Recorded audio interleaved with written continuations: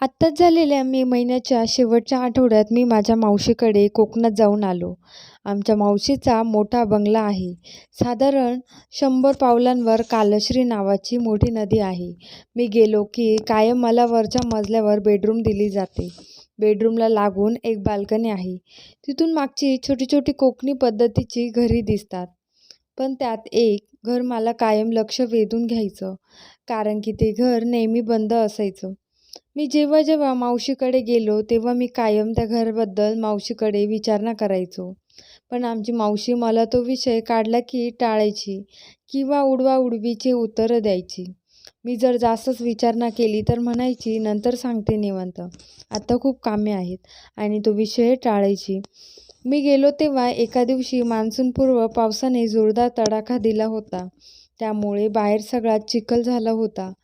त्यात लाईट पण लगेच गेली. सगळीकडे अंधार झालेला. मी मावशीला चहा टाकायला सांगून फ्रेश होण्यासाठी वर गेलो. हातपाय धुवून टॉवेल बाल्कनीमध्ये रेलिंगवर टाकला. परत फिरताना माझं लक्ष त्या बंद घराकडे गेलं.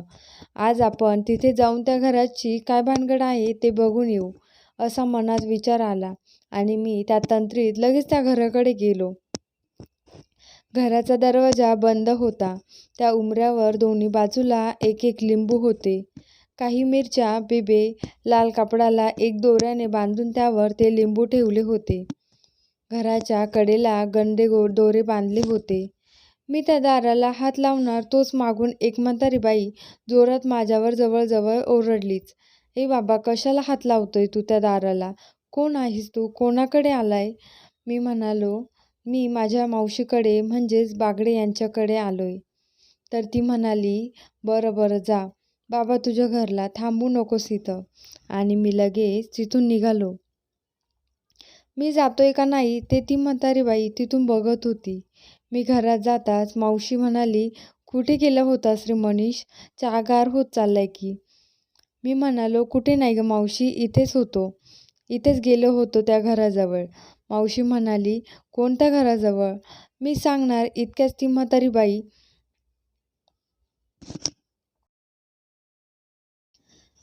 बाई आलीच.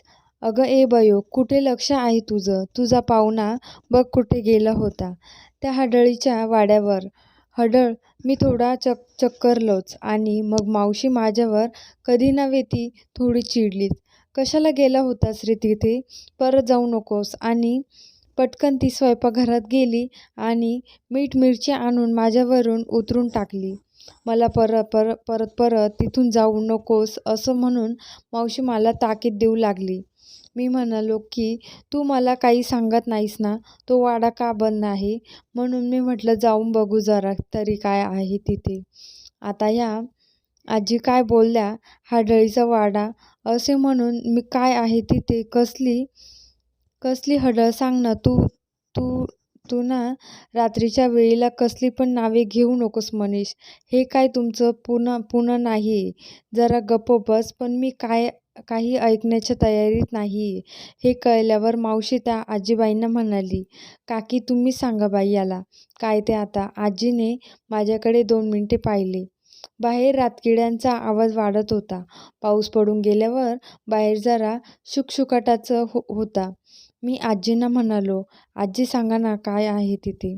आजीने मावशीला एक दिवा आणायला सांगितला. तो दिवा देवाच्या फोटोजवळ ठेवला.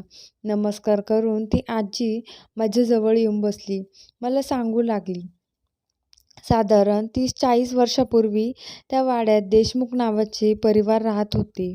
त्यांना एक सुरेश नावाचा मुलगा होता. तो चांगला शिकलेला होता, पण नोकरीत काही मन रमत नव्हते. म्हणून तो परत आपल्या गावी आला व भाताची शेती करू लागला. जेमतेम उत्पन्न होतं त्याचं. मुलाची स्वप्न मोठी होती. घरी गाडी पाहिजे, मोठी शेतजमीन पाहिजे, दागदागिने पाहिजे, पण काय करणार? तुटपुंजा जमिनीचा शेती करायची आणि कसं तरी आपलं भागवायचं. एक दिवस शेतातली पेरणी झाली.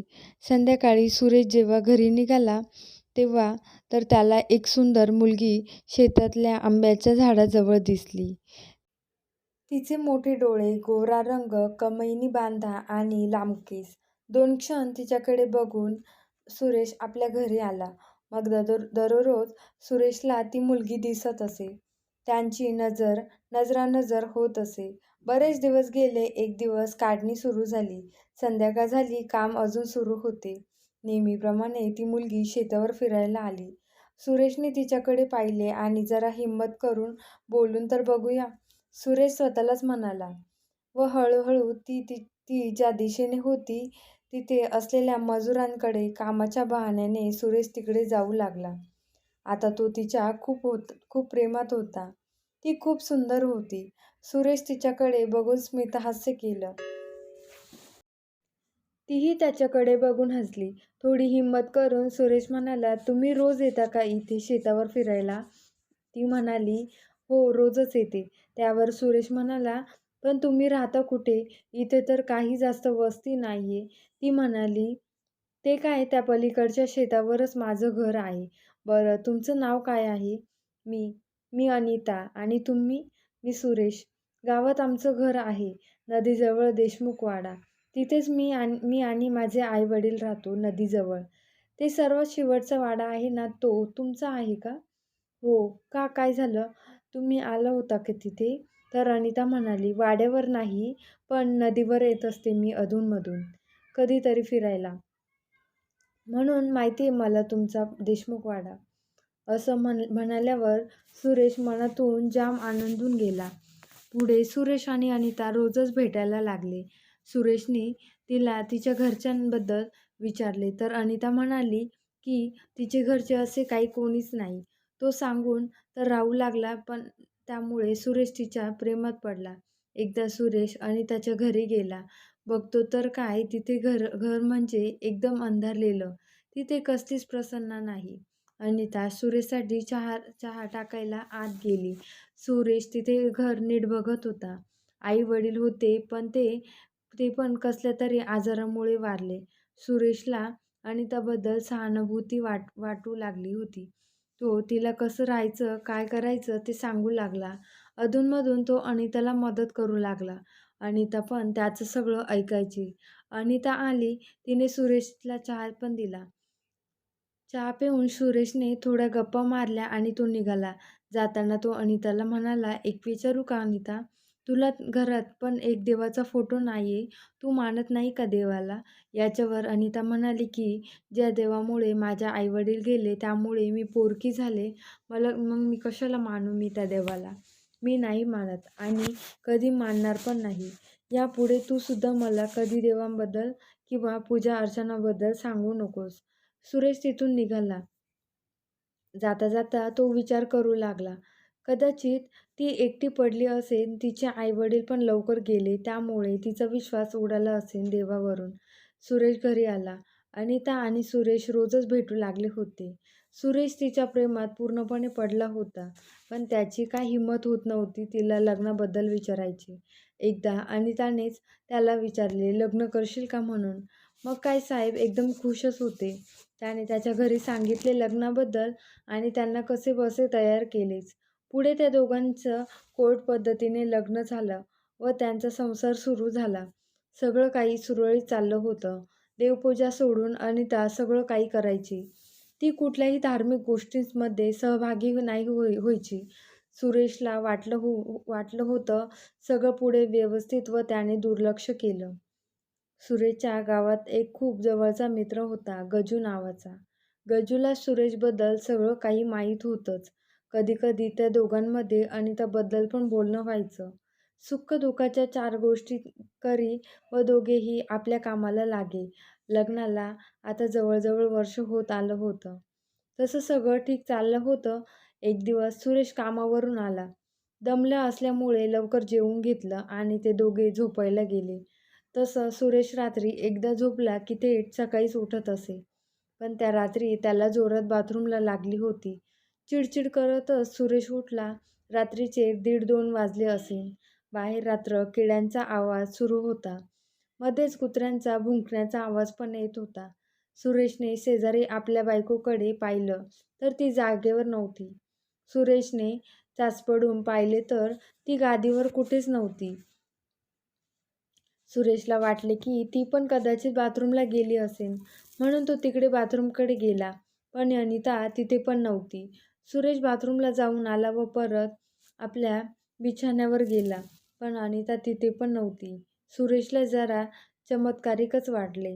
मी जाऊन आलो तरीही ही अजून आली नाही. असं कसं? कदाचित ती स्वयंपाकघरात पाणी पिण्यास गेली असेल, असे स्वतःला सांगून तो तिची वाट पाहू लागला. बराच वेळ गेला पण अनिता काही आली नाही. म्हणून सुरेश उठला व तिला शोधण्यास स्वयंपाकघरात गेला. पण ती तिथे पण नव्हती. सुरेश परत बाथरूमकडे गेला. अनिता तिथे पण नव्हती. सुरेशला वाटले काहीतरी भानगड आहे. तो दबक्या पावलाने अनिताला घरभर शोधू लागला. अनिता वाड्यात कुठेच दिसत नव्हती. इतक्यात सुरेशला अडगळीच्या खोलीजवळ कोणीतरी काहीतरी पुटपुटण्याचा आवाज आला. अडगळीची खोली वाड्यात सगळ्यात शेवट होती.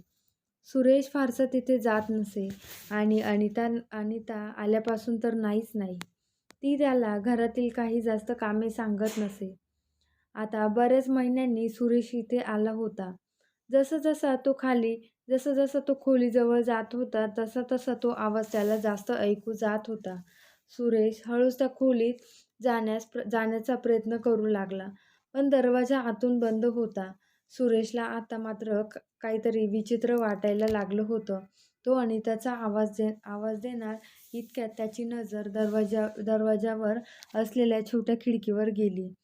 सुरेश थांबला. त्याने काहीतरी विचार केला आणि त्यांनी बाजूलाच असलेला एक स्टूल घेतला. तो त्याने हळूच ठेवला आणि त्यावर चढला. त्याच्या छातीची धडपड वाढली होती. सुरेशने आता पाहिले. त्याला आता घामच फुटला. सुरेशने पाहिले अनिता संपूर्ण केस मोकळे सोडून बसली होती. तिचे लांब सोडलेले केस त्याने पहिल्यांदाच पाहिले होते, कारण अनिताला केस मोकळे सोडलेले अजिबात आवडत नव्हते. आज तिला असे पाहून तो जरा चकरलाच. तिचे एवढे लांब केस, ते पण तिने इतक्या रात्री मोकळे सोडलेले. समोर कसली तरी पूजा मांडलेली. तिथे एक कलश, त्याला लिंबाची माळ घातलेली आणि त्यावर काहीतरी ठेवलेले. त्याला नीट दिसत नव्हते कारण तिथे एकच दिवा लावलेला. अनिता त्या कलशाला अधूनमधून काहीतरी पुटपुटून डोकं ठेवून पाया पडत होती. हाताने कसले तरी विचित्र हावभाव करत होती. तिला कसली तरी जणू तंत्री लागली होती. सुरेशला नीट दिसत नव्हते, पण कलशासमोर 2 गोलाकार लाकडासारखे काहीतरी होते. अनिता त्याला अधूनमधून हात लावत होती. अचानक अनिताने दिवा उचलला आणि कलशाजवळ नेला. सुरेशने जे पाहिले ते बघून त्याची बोबडीच वळायची बाकी होती. त्याला दरदरून घाम सुटला. त्याने पाहिले की त्या कलशावर एक कवटी होती. त्यावर हळदी-कुंकू टाकले होते. शेजारी एक कोंबडं ठेवलं होतं आणि अनिताने तो दिवा त्या कवटीवरून फिरवला. मग तिने त्या कोंबड्याला टिळा लावला. त्याला त्या कवटीजवळ टेकवला. एका हाताने त्याचं तोंड घट्ट धरलं आणि त्याला त्या कवटीजवळ खाली जमिनीवर धरला. दुसऱ्या हातात एक चाकू घेतला. काहीतरी पुटपुटली आणि क्षणात त्या कोंबड्याची मान विचित्र पद्धतीने कापली. कोंबडं तडफडू लागलं आणि त्याने कोंबड्याची कापलेली मान त्या कवटीवर धरली. त्याचं रक्त त्या कवटीवर पडत होतं आणि त्याने पटकन अंगठ्याने स्वतःला त्या रक्ताचा टिळा लावला आणि जोरजोरानं स्वतःची मान गरागरा फिरवू लागली. तिचे केस त्याबरोबर फिरत होते. खूप विचित्र वाटत होतं सगळं. आणि त्याला असं कधी पाहील असं स्वप्नात पण सुरेशला वाटलं नव्हतं. त्याला डबडबून घाम सुटला होता. इतक्यात अनिताने ते खाली ठेवलेले एक गोलाकार लाकूड हातात घेतले. लाकूड कसलं? ते तर एक हाडूकच होतं. ते तिने त्या मारलेल्या कोंबड्यावरून फिरवलं आणि त्या कोंबड्याला उचललं. 2 मिनिटे ती त्या खोपडीकडून बघून काहीतरी पुटपुटली. तिने ते सांडलेलं रक्त स्वतःच्या केसाला लावलं आणि ते कोंबडं कच्चंच खायला सुरुवात केली. विचित्रपणे अनिता घुमत होती. ते सगळं बघून सुरेशला कसं तरी व्हायला लागलं होतं. पुढे अनिता काय करणार हे बघण्याची त्याची हिंमत संपली होती. बघितलं तेवढं खूप झालं. त्याला आता स्वतःच्या जीवाची भीती वाटायला लागली होती. तो हळूच खाली उतरला. दबक्या पावलाने आपल्या खोलीकडे गेला आणि झोपण्याचा प्रयत्न करू लागला. पण जे काही त्याने पाहिलं होतं ते बघून त्याची झोप उडाली होती. काही वेळाने कोणीतरी बाथरूममध्ये गेलंय हे त्याला कळालं. सुरेशने घड्याळ पाहिलं. 4 वाजत आले होते. अनिताच असणार, त्याने असा विचार केला. थोड्या वेळाने अनिता खोलीत आली. सुरेश कूस बदलून आधीच भिंतीकडे तोंड करून झोपला होता. झोपला कसला, झोपायचं नाटक करत होता. अनिता आली आणि त्याच्या बाजूला गुपचूप येऊन झोपली. मध्येच ती उसाचे टाकायची की सुरेशच्या मनात धस्त व्हायचं. काहीतरी पुटपुटत ती झोपली. सुरेशची हिंमतच होत नव्हती तिच्याकडे बघून कूस बदलून झोपायची. तिला बघायची. कशी दिसत असेल ती आता? का तशी बाहेर आली? कधीपासून हे सुरू आहे? हे काय आहे सगळं? एक ना एक प्रश्न त्याच्या मनात येऊ लागले होते. हेच प्रश्न बघण्यासाठी तुम्हाला लवकरच दुसरा भाग बघावा लागणार आहे. तर हा पहिला भाग तुम्हाला इथे समाप्त होत आहे. तर तुम्हाला असेच व्हिडिओ बघायचे असेल तर फेसबुक पेजला फॉलो करा. Thank you so much.